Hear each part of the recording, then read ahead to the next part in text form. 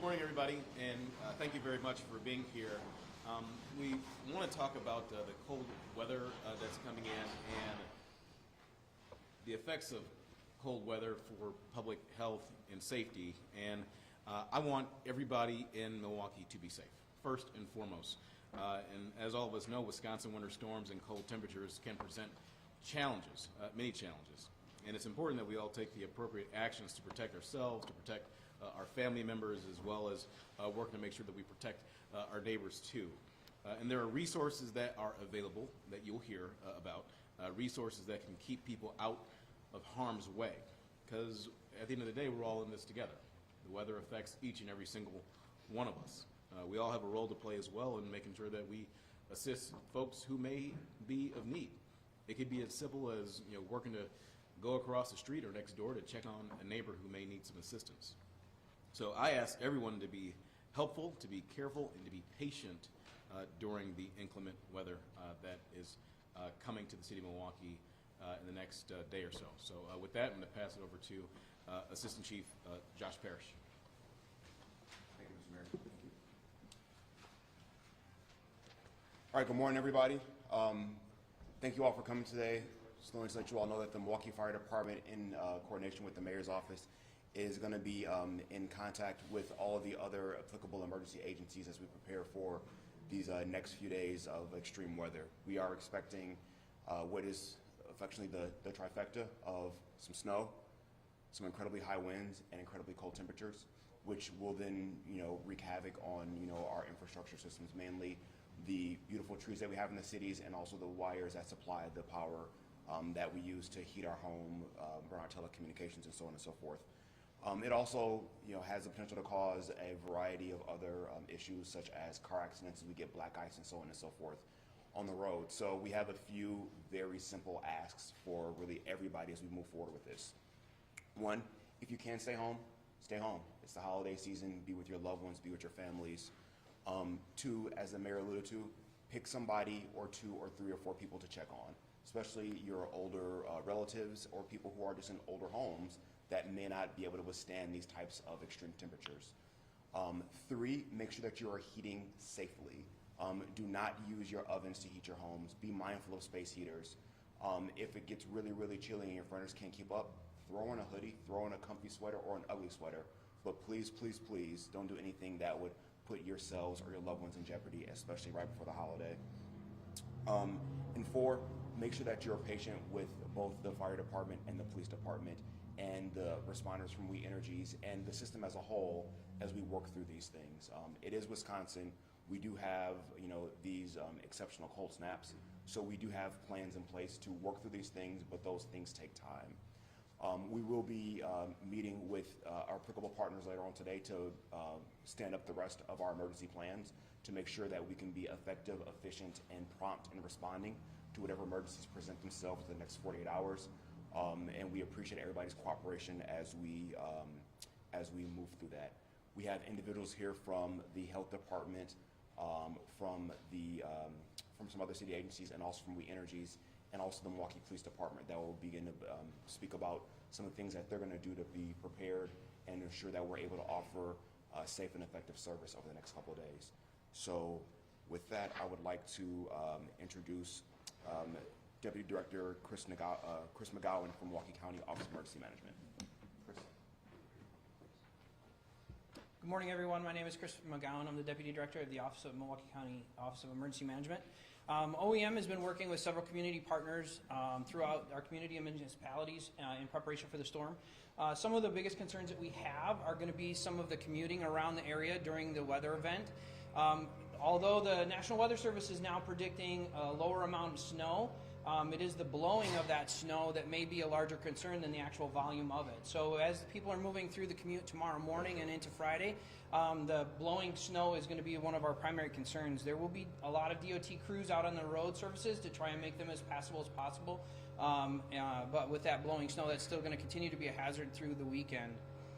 Some of the other things that I want to talk about is preparation. So we've had about a week to prepare for this storm, maybe less. And so some of the things that I want to talk about is some of the things that individuals can do to prepare for this event. So some of the things to consider is keeping your electronic devices as fully charged as possible in the event that you do lose power and you do need to make communications calls either to 911 or family members if there is a loss of power. Please make sure that you have adequate food and water supplies for a few days if there is a loss of power. With the cold temperatures, it'll be difficult for crews to restore power. They're going to restore power as quickly as possible, but you may be without power for a few days. The other thing to consider is if you do choose to be out and about, and as Chief Parrish mentioned, please restrain that as much as possible if you don't need to be out. Consider an emergency kit for your vehicle. Things to think about are make sure you have a full fuel tank, a snow shovel, extra clothing, blankets, and things of that nature in your car, as well as non-perishable food snacks in case you are trapped in your vehicle for an extended period of time. One of the locations that you can look on the internet for additional information is readywisconsin.wi.gov. There's a lot of preparatory information that will help guide some of that decision making. The last thing I want to speak about is throughout this course of this storm, there will be many sheltering and warming areas that will be opening and closing throughout our community. OEM is working with several partners, and you'll hear from a couple of them shortly about where some of those locations are. Our greatest resource for this is probably going to be the 211 phone agency, and so if municipalities are opening and closing warming centers, if they would forward that information of times and locations to the Office of Emergency Management and or 211, then that will be the repository for that information.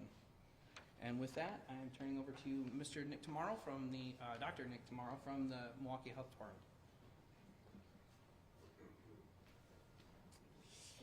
Good morning, everyone. Again, Nick Tomorrow, the Emergency Preparedness and Environmental Health Director from City Milwaukee Health Department. Again, obviously coordinating closely with first responders and so many community partners, the Mayor's Office, on events such as this. The Milwaukee Health Department coordinates with Milwaukee County Office of Emergency Management on what's called the Extreme Weather Task Force. We are having a coordination meeting with multiple partners this afternoon. We have a situational briefing from the National Weather Service. And that venue is a coordination call meant to really bring information important from the entities here and other groups to a wide-ranging community to help support the full community in an event like this. Chris and others stressed, from the health department standpoint, we really want to focus on the fact that the changing weather predictions, the wind chill factor is going to be critical and the most life-threatening. So Chris talked about the gusts that will be predicted in the 40 to 50 mile an hour range. Wind chill advisories will be in effect as early as late tonight and throughout the next several days. So we've got a multiple day event. It's really important also, I think, to highlight that we're in a holiday time, and it really in ways complicates things in terms of responses and in terms of just the fact that everybody's going to be gathering with each other in a holiday event. So from the health department standpoint, we talk about staying prepared, staying safe, staying informed. Obviously a lot of information already given. We focus on those who are most vulnerable. The mayor talked about, Assistant Chief Parrish talked about older adults, infants and young children. Obviously, again, at the holidays, we will be having situations where people are celebrating. So those who are using alcohol or other substances, just how important it is when people are impaired at these time periods in this type of extreme weather and conditions. Those who may be suffering from mental illness or other conditions that could impair their judgment. Just so important as a community and as families and friends that we think about those who may not be able to take care of themselves in these types of conditions. If people are on certain types of medications, those who will be forced to have time outdoors because of their work, absolutely need to focus on those who do not have adequate shelter or those who don't have adequate heat in their homes. Rafael Acevedo from the city will be talking about the continuum of care and planning that's being done around those who are unsheltered and unhoused, and how important it is as a community that we look and really look out for those who are not adequately sheltered at this time. So again, comments have been made, but checking your furnace, making sure you get an emergency call in right now if you need it, checking your carbon dioxide detectors, look at your car tires, look at your emergency kits at home. In terms of protecting yourself in these elements, wearing appropriate clothing with thin layers, but multiple layers, mittens, hats, scarves, waterproof boots, having blankets and warm clothing available at all times.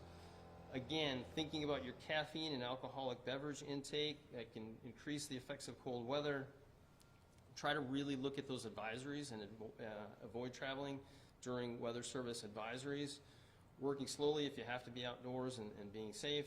And, you know, when you're out on your properties, you know, having sand and salt to keep you safe and upright.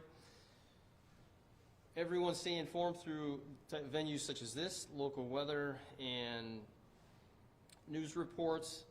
From a health and safety standpoint, frostbite can occur within minutes. Hypothermia can be life-threatening. Signs of hypothermia for yourselves, for those who you're around: shivering, drowsiness, clumsiness, confusion. Signs of frostbite: numbness, tingling, stinging, aching. And again, Assistant Chief Parrish stressing just heat safety in your home. Carbon monoxide poisoning, symptoms such as headaches, nausea, disorientation, as extreme as seizures, comas, respiratory failure, and death. So again, lastly, just really stressing those who are most vulnerable. We work together as families, as friends, and as a community to really think about those who are going to be most at risk at this time. Thank you. Rafael Acevedo from the city.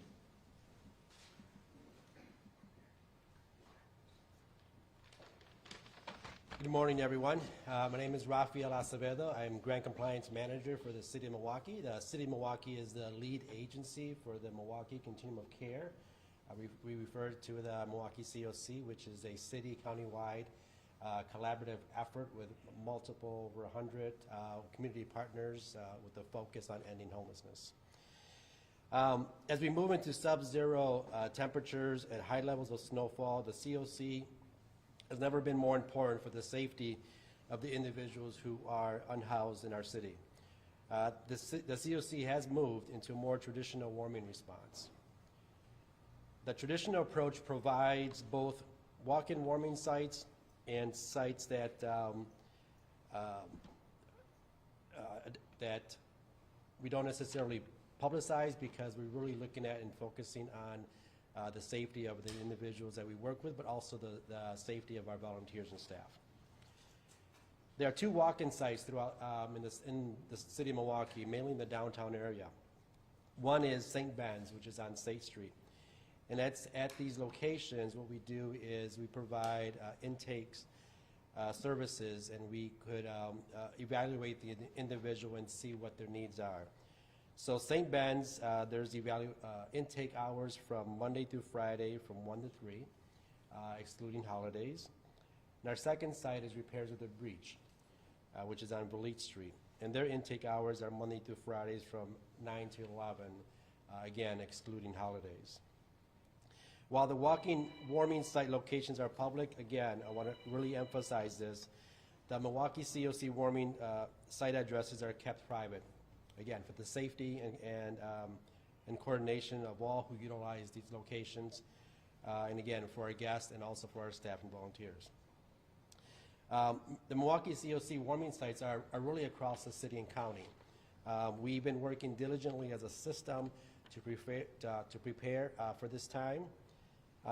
We've really changed from our traditional warming approach that's really evolved through the pandemic. In the last 2.5 years have been extremely challenging, not just for the population that we serve, but to make sure that when we are housing individuals, we're keeping safety in the forefront.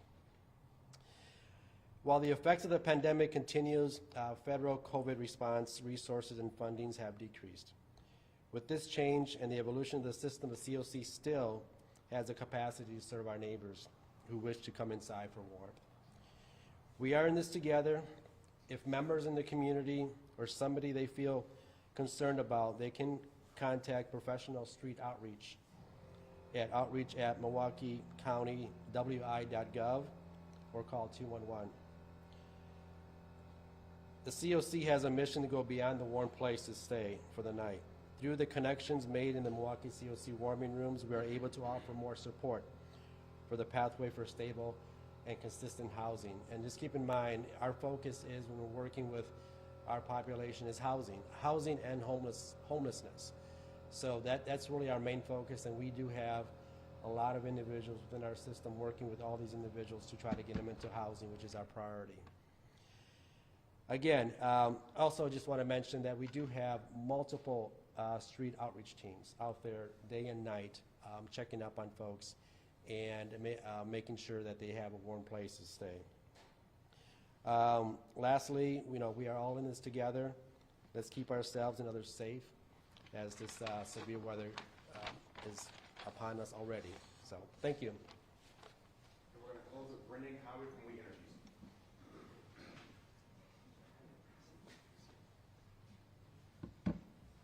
So like everyone, I think across the state, we've been keeping a close eye all week on the forecast and making plans, around that. So, first and foremost, we made sure that all available crews for We Energies and our contract crews will be working through the week, through Thursday, through Friday.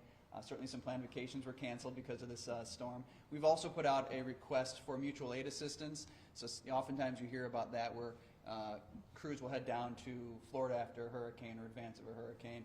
Well, now we're requesting some of those resources here.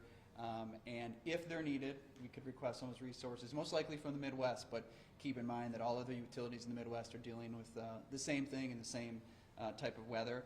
We're also in advance of the storm, keeping a close eye, as I mentioned in the forecast, and moving resources around if need be. So for different areas, making sure that we have the appropriate, whether it's power lines, power poles, power equipment. As the storm gets closer, I think we can probably continue to move those resources around and make sure they're available. Our request for our customers is if your power goes out, and we certainly hope that that's not going to be a widespread event, but if your power goes out, report it to us. Don't assume that we know that your power is out, because by reporting it to us, number one, it helps us narrow down where the outage might be, what the issue might be, and also we can keep you informed. You can do that three ways. You can do it through our app, so download that if you haven't already, the We Energies app, through our website, or you can call 1-800-662-4797. And again, once you're in the system, once we know you're in outage, we can then proactively reach back out to you. The other thing we'd mention is if there are outages and if there are down power lines, stay away. If you see a line, assume it's a power line, assume it's energized, stay at least 25 feet away, call us and let us know about it.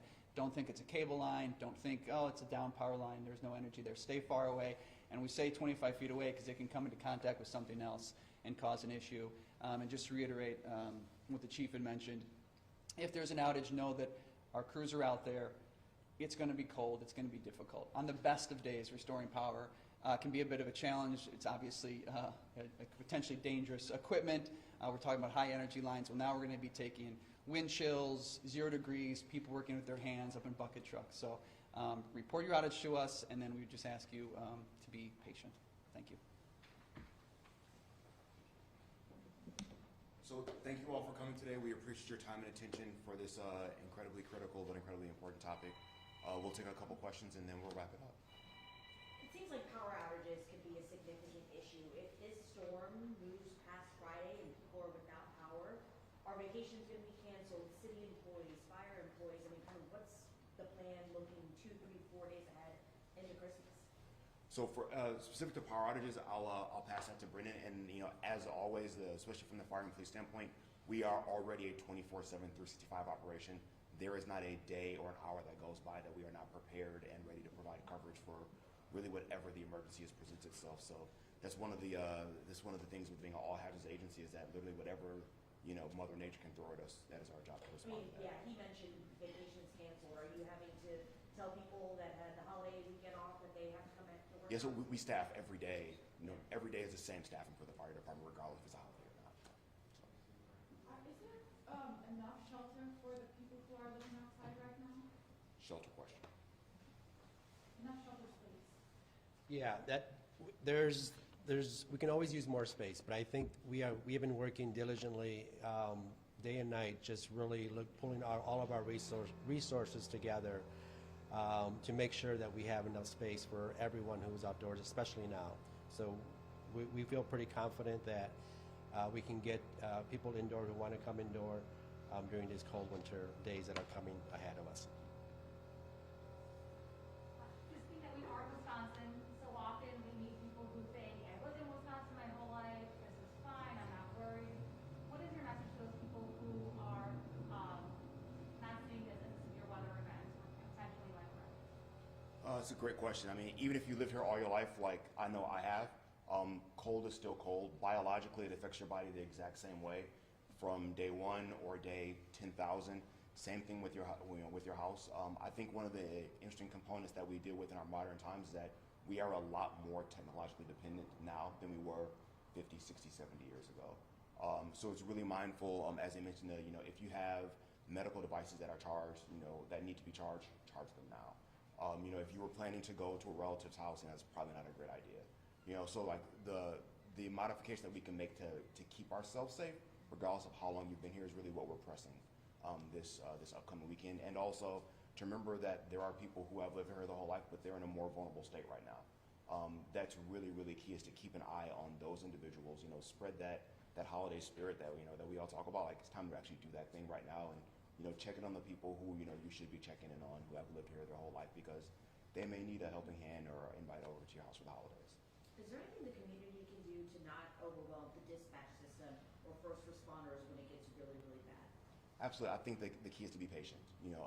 As they mentioned, we're restoring powers, we're responding to runs.